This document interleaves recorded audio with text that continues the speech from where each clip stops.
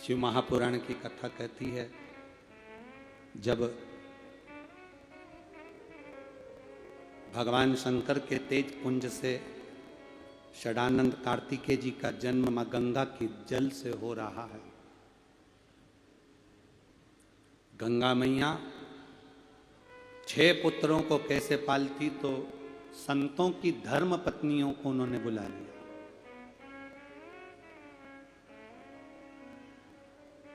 संतों की पत्नियों ने उस बच्चे को एक कर दिया।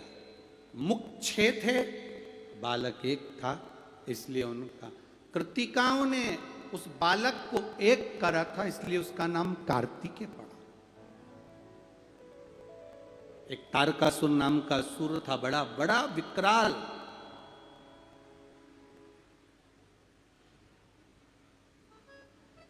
तारकासुर ने ब्रह्मलोक पर अपना कब्जा करा, बैकुंठ लोक पर अपना कब्जा करा तारकासुर ने, इंद्रलोक पर अपना कब्जा करा तारकासुर ने, गरुण लोक, वरुण लोक, पितर लोक, सारे जितने लोक हैं तारकासुर ने सब पर अपना कब्जा करा। केवल तारकासुर ने एक जगह पर अपना कब्जा नहीं करा, वो था कैलाश धाम, मृत्यु लोक। जिस कैलाश पर भगवान शंकर रहते हैं उस कैलाश पर तारकासुर कब्जा नहीं करा। पर तारकासुर से एक गलती बड़ी विचित्र हो गई, बहुत बड़ी गलती तारकासुर से हो। गोपितर शिव महापुराण की कथा कर रही है श्राद्ध पक्ष में। तारकासुर से एक गलती बड़ी विचित्र हुई। वो गलती ये हुई कि तारकासुर जहां से आ रहा था वहीं से सम्मुख से गौ माता निकल कर जा रही थी, और गाय को देखकर तारकासुर ने गदा उठाकर गाय के ऊपर प्रहार करने का, उसको हाँकने का, उसको डराने का प्रयास करा। तारकासुर को यह नहीं मालूम था कि यह गाय नहीं है, ये पृथ्वी गाय का रूप रखकर देवताओं को पुकार रही थी। क्योंकि ये दुनिया में जितनी ये गौ माता तुमको नजर आती है ना, ये कलयुग जो है ना, कलिकाल, कलयुग राम जी से नहीं डरता। एक बात बहुत अच्छे से ध्यान रखना, कलयुग राम जी से नहीं डरता, कलयुग कृष्ण जी से नहीं डरता। कलयुग अगर डरता है तो केवल गौ माता की सेवा करने वालों से डरता है।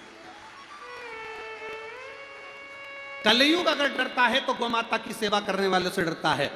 कलयुग राम जी की कितनी भी पूजन करोगे कलयुग को कोई फर्क नहीं पड़ेगा, कृष्ण की कितनी भी पूजन करोगे कलयुग को कोई फर्क नहीं पड़ेगा। कलयुग को फर्क पड़ता है अगर गौ माता की सही से सेवा होने लगी, गौ माता बढ़ने लगी, प्रदेश में, देश में, राष्ट्र में, अगर विश्व में, पृथ्वी पर गौ माता को अगर माता का पद मिल गया, गौ माता का आदर होने लगा, गौ माता का सम्मान होने लगा, गौ माता का सत्कार होने लगा, तो फिर कलयुग को भय उत्पन्न होने लगता है। कलयुग को लगने लगता है कि अब मेरी नहीं चलेगी, अब क्योंकि गौ माता सम्मुख है।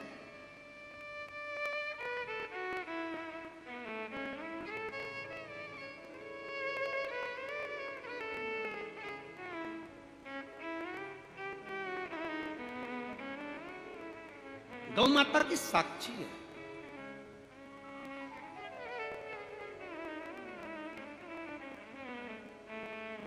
यहाँ शिवरी नारायण वाले महाराज जी बैठे हुए हैं।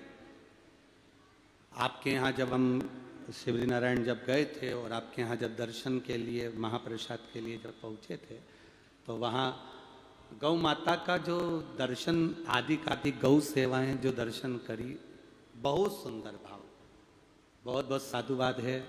आप जिस क्षेत्र में रहते हो वहाँ गौ माता की बड़ी सुंदर सेवा आपके द्वारा भी और आपकी प्रेरणा से भी लोग कर रहे हैं, उसके लिए बहुत बहुत साधुवाद। उसकी साधुता, साधुवाद होना चाहिए। अगर भगवान ने ये मनुष्य का शरीर दिया है तो गौ माता की सेवा के लिए तत्पर रहना चाहिए, तत्पर। घर में गाय नहीं रख सकते, गाय नहीं पाल सकते, तो अपने घर से प्रयास करना कि कम से कम कुछ नहीं तो 1 रुपया ऐसा निकले जो गौ माता के लिए, हमारे पूर्वजों के लिए, हमारे पितरों के लिए और हमारे लिए जिंदगी में सार्थकता। कलयुग को राम जी से तकलीफ नहीं, कलयुग को कृष्ण भगवान से तकलीफ नहीं, कलयुग को सबसे ज्यादा तकलीफ है तो गौ माता से तकलीफ, गाय से तकलीफ। क्यों? गाय की अगर सेवा होगी तो कलयुग को भागना पड़ेगा, गौ माता की सेवा होगी तो कलयुग नष्ट हो जाएगा, गौ माता की सेवा होगी तो कलयुग बर्बाद हो जाएगा। तो कलयुग क्या करता है कि गाय माता की सेवा नहीं होने देता, कलयुग क्या करता है कि गौ माता की सेवा में विघ्न उत्पन्न करता है। कलयुग क्या करता है, गाय को बचाने की जगह कलयुग गाय को काटने के लिए तत्पर रहता है। भागवत जी सुनिए आप लोगों ने, अरे बोलो तो जम के सुनिए। भागवत जी में चरित्र आता है, राजा परीक्षित मुकुट धारण कर कर नगर के लिए निकला बाहर। क्या देखा? एक गाय और एक बैल को एक राजा मार रहा था। सुनिए कथा। एक राजा एक गाय और बैल को मार रहा था।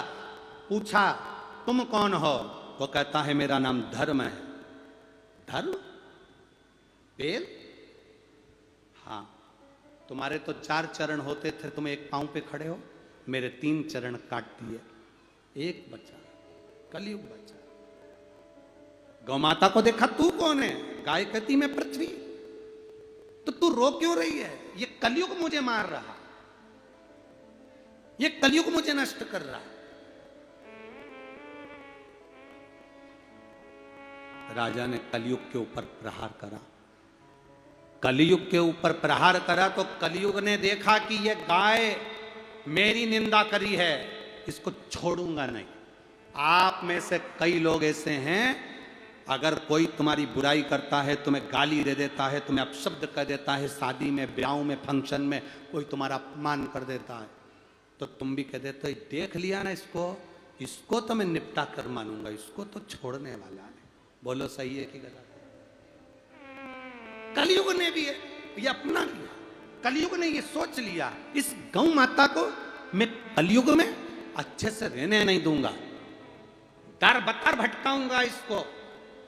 अगर ये बच गई तो कलयुग नहीं बचेगा, और अगर कलयुग चाहता है गाय ना बचे, गाय समाप्त हो जाएगी तो कलयुग और बढ़ जाएगा। ये पृथ्वी के पाप को आज भी गौ माता अपने सींगों पर धारण करी हुई है। आज भी गौ माता पृथ्वी को अपने इन पापों को अपने सींगों पर धारण करके रखी है कि तुम्हारा पाप मत बढ़ने दो रे, गौ माता की सेवा करो, सेवा करो।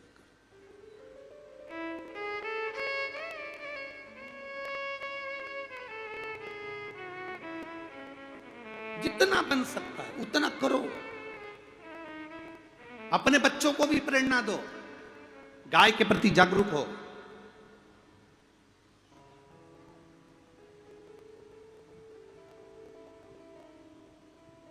प्रबलता सामने,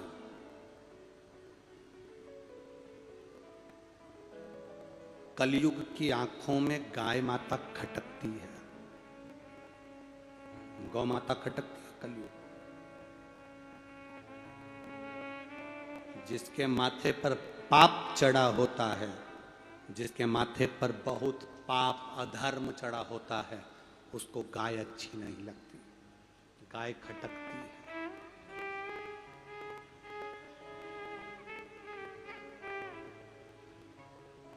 मेरा तो केवल इस व्यासपीठ से आप सबसे केवल इतना ही निवेदन कर सकते हैं,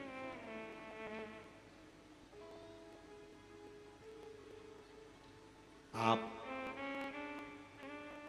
गौ माता को घर में पालो ना पालो,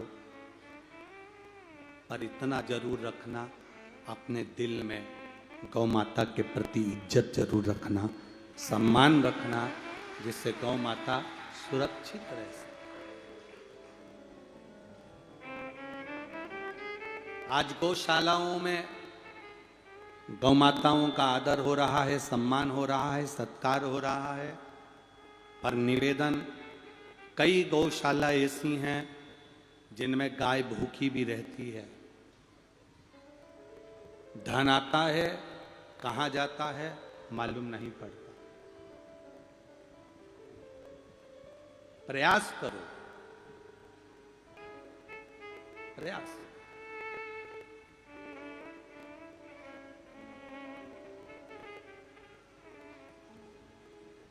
जितना बन सके अपनी जिंदगी में उतना समर्पण।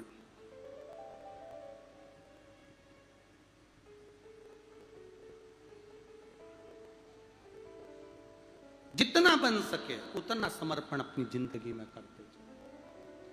आज इस व्यासपीठ से 16 सरात की इस कथा से हम भी एक नियम लेते हैं। छत्तीसगढ़ की पावन धरा पर जब भी कथा करने आएंगे, आसपास की जिस जगह पर कथा हो रही होगी उसके आसपास में कहीं 4 या 5 गौशाला अगर नज़दीक में होगी और उसमें अगर चारा पानी की कमी होगी तो 5 गौशाला को जो भी दान कथा स्थल पर आएगा उसमें से कुछ दान वहाँ की 5 गौशाला को दे दिया जाए।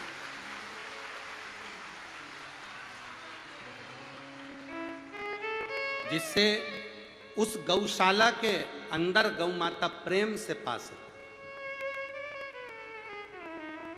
पर धन देंगे तो उस गांव की गौशाला को दे रहे हैं तो उस गांव के 5 सदस्य के सामने देंगे जिससे वो धन गाय में लगे, नहीं तो मालूम पड़े वो कहीं ना कहीं चले जाए तो क्या मतलब। उसमें सहयोग आप लोगों का भी चाहिएगा। इधर उधर कहीं फालतू पैसा, तुम्हारे क्षेत्र के पास में कभी कथा हो तो अपनी गुल्लक में 2-2 रुपए आप जोड़ सकते हो। और जब सीहोर बिठले सेवा समिति का कोई कार्यालय लगे तो वहाँ जाकर आप भले 2 रुपया भी जमा करो, तो वो रुपया इस भाव से जमा करना कि हमारे क्षेत्र की 5 गौशाला में वो पैसा जाएगा। गाय पाए, चारा खाए, अन्न भाग ग्रहण करो, ग्रहण करें, सबरे उससे सबरे। जैसे हमारे सीहोर काम ने नियम बना रखा है। सीहोर आप लोग जो जितने लोग भी ऑनलाइन दान करते हैं, हमने सीहोर का भी नियम बना कर रखा है। जितने लोग दान करते हैं हमारे क्षेत्र में, सीहोर के आसपास की है 5 गौशाला ऐसी देखते हैं जिसमें चारे की जरूरत पड़ती है, तो उनको ट्राली भर भर कर जो आप लोग दान करते हो उसमें से ट्रालियों में भर भर कर चारा उन 5-6 गौशालाओं में भेज दिया जाता है।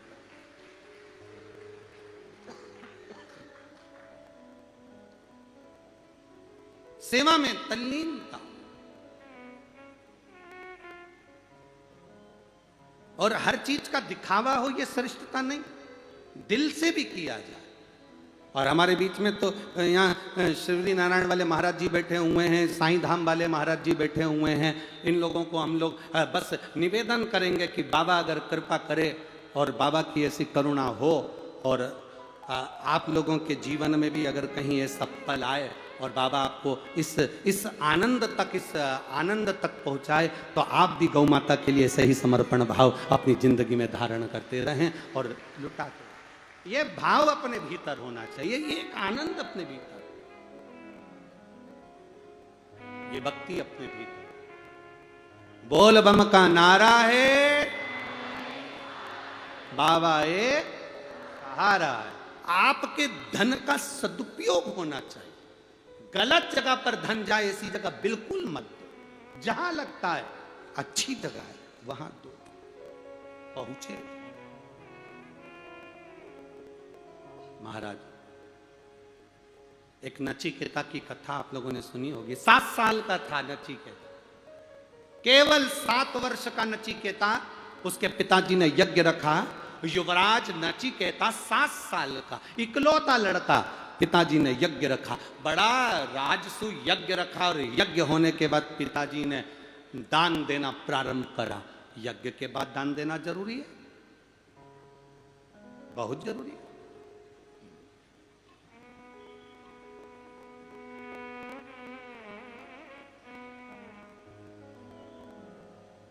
यज्ञ के बाद दान देना प्रारंभ करा। अब दान दे रहे थे पिताजी, तो उनके पास में गाय बहुत सारी थी, तो उन्होंने गाय दान दी, गौ माता का दान किया।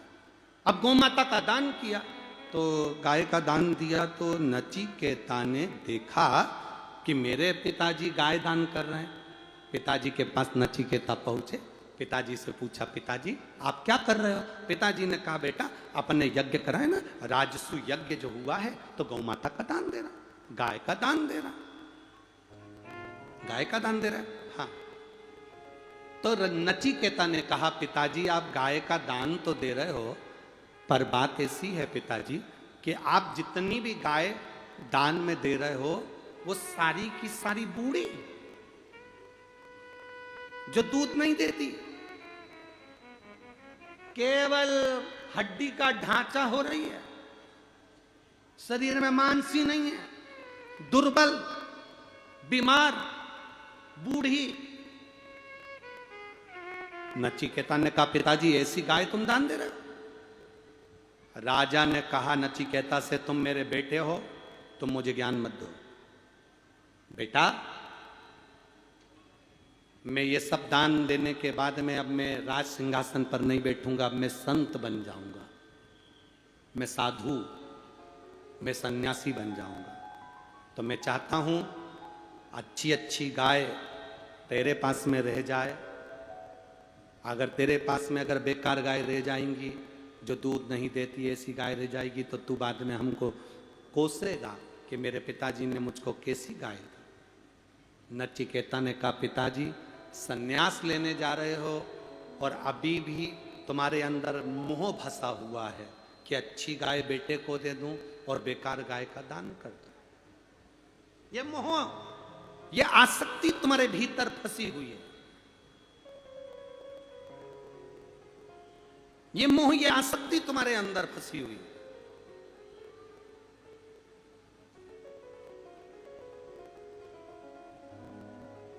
पिताजी, जब तुम सन्यास ले रहे हो तो तुम्हारा बेटा भी तो तुमसे दूर हो गया, तो तुम्हें तो मोह छोड़ देना चाहिए। इतने में पिता ने अपने बेटे से कहा, तू बेटा है, बाप नहीं, मुझे अकल मत दे। बेटे ने कहा, नहीं पिताजी तुम गलती कर रहे हो, अच्छी गाय का हमेशा दान देना चाहिए। साड़ी ऐसी दान करो जिस साड़ी को कोई पहन सके, जिस साड़ी को ना सास पहन सके, ना बहू पहन सके, ना ननन पहन सके, जो साड़ी किसी काम की नहीं होती वही पैक करके भागवत जी पे चढ़ा देते हो।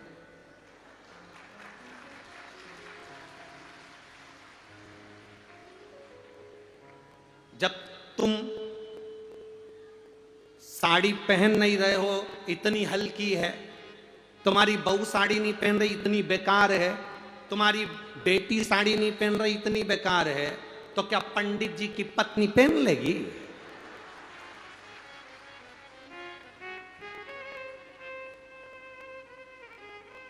ऐसी साड़ी दान करने से कौन सा मतलब है? कोई कोई मिठाई का डब्बा ऐसा होता है उसे लोग खोलते ही नहीं है, दिवाली पे आता है, इनके यहाँ आया, इनके यहाँ से पैक की पैक उनके यहाँ गया, उनके यहाँ से इनके आया, इनके यहाँ से उनके आया, आखिरी में फिर वहीं आ गया, आखिरी में सब क्या सोन पापड़ी। हाँ सब समझदार बैठे हो रहे तुम लोग, तो गजब है, उतने में तुम लोग समझ जाते हो, बोलने ही नहीं पड़ता हो। अब इधर से चला उधर, उधर से चला उधर, उधर से चला उधर, उधर घूमते घूमते घूमते घूमते वापिस में करो क्या? देओ, अच्छा देने का प्रयास करो, बेकार नहीं। जितना अच्छा समर्पित कर सकते हो उतना दो। नचिकेता ने अपने पिताजी को समझाया, पिताजी नहीं माने, पिताजी को क्रोध आ गया, मेरी औलाद होकर मेरे से मुंह मिलाता है, तू कह रहा है कि सन्यास होने के बाद में तू भी मेरा नहीं रहेगा, तो ला मैं तुझे अब भी दान कर देता हूं, जैसे मैंने गाय का दान करा वैसा मैं तुझे यमराज को दान कर देता हूं, ला अब भी कर देता हूं। हाथ में पिता ने जल लिया अपने इकलौते लड़के नचिकेता को बाप ने कह दिया मैंने यमराज को दिया, यमराज को दे दिया मैंने अपना बेटा, चल निकाल यहां से। बेटे को धक्के मारकर निकाला गया।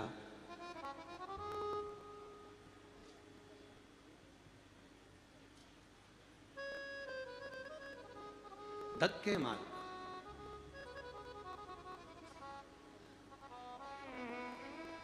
गौ माता के पास में बैठकर कोई अपनी बात कहता है तो कृष्ण तक पहुंचती है। किसके तक? कृष्ण तक। नंदी बैल के नजदीक में बात कही तो शिव तक पहुंचती है। और भैंस के पास में बैठकर कोई बात करी जाती है तो वो यमराज तक पहुंचती है, यम तक। वो बात यमराज तक पहुंचती है।